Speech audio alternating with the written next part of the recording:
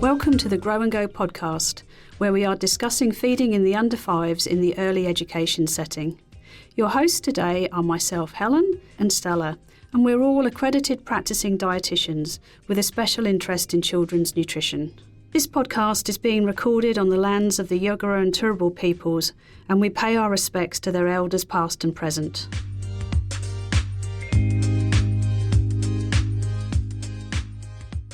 Today, we're going to be discussing food insecurity.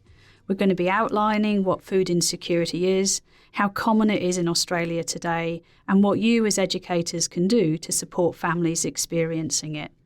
So, Stella, what do we mean when we're talking about food insecurity? Great question. So it's helpful to understand first what food security is to understand what food insecurity is. So food security is what everyone deserves, and it's defined as when all people at all times have access to sufficient, safe, and nutritious foods to meet their dietary needs and food preferences for an active and healthy life. Food insecurity, on the other hand, is when something is happening that means that someone cannot eat enough food or the right kinds of foods.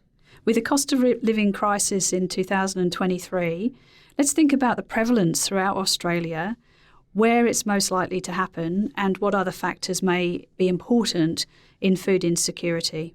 So, Stella, what proportion of people do we think actually suffer from food insecurity? Yeah, so food security prevalence throughout Australia varies a lot depending on location and other factors, and it's difficult to get an exact picture of how many people in Australia are experiencing food insecurity. However, it was estimated that in 2023, about a third of Australians experience moderate to severe food insecurity, meaning that at the very least, they are reducing the quality, variety, or desirability of their food, and at worst, their eating patterns are disrupted. About a quarter of Australians fall into the category of severely food insecure, which means they are going hungry, reducing their food intake, skipping meals, or going entire days without eating. Almost half of the general population feels anxious or struggles to access adequate food consistently. This is up from 45% in 2022. And what's really concerning is about half of the general population feels anxious or struggles to access adequate food consistently. And this trend appears to be increasing throughout the years. And it's important to note as well that for all of these figures, it's likely that they are higher in remote areas too. So what does this mean for early childhood educators? Really, I think those figures are saying that in simplified terms, if you had a class of, say, 10 kids, 1 or 2 of those kids would have gone without enough food in the past year, and nearly half the families you work with may be feeling anxious about having enough food. So let's have a think about how food insecurity may impact that child's health and well-being and potentially their behaviour that you experience in the centre itself. What are your thoughts on this, Stella? Yeah, so in terms of physical health, children experiencing food insecurity are about twice as likely to have asthma, almost 3 times as likely to have iron deficiency anemia, and are vulnerable to being over a healthy weight due to a higher consumption of cheaper, energy-dense foods. A lack of food has also been linked to emotional changes such as declines in happiness, irritability, tantrums, hyperactivity, misbehaviour at home and school, increased lethargy, and effects on sleep.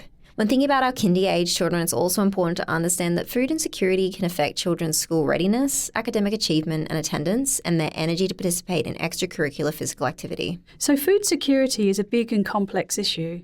It can also be a real source of shame for families, and perhaps educators might be picking up on those behavioural well-being aspects of it, as opposed to actually thinking about food insecurity being the root of the issue. So Stella, educators can help with only some things, but do you have some basic tips about what they can do? That's a really great question, and I think educators often want to fix everything and want to do everything they can to help, but realistically there is only so much you can do in this setting. Here are a few pointers of things you should and shouldn't do in this situation. So the first thing that I would say would be to be kind and sensitive. So people will often remember how you made them feel more than what you specifically said or did to help. So just be an ear to listen and a kind, non-judgmental attitude towards parents that might be experiencing this.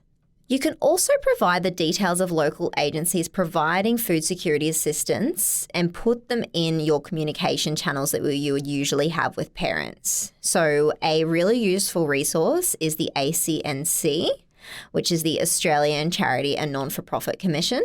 We've linked this in the show notes, and this, I guess, is a really good guide to be able to find what is in your local area to support these families, because it does vary a lot depending on where you are in Australia.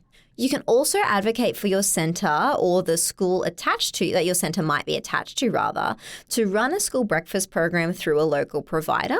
These are often free or quite affordable. And you can find links to school breakfast programs providers in our show notes also. So Stella, is there anything particularly you think educators should not do?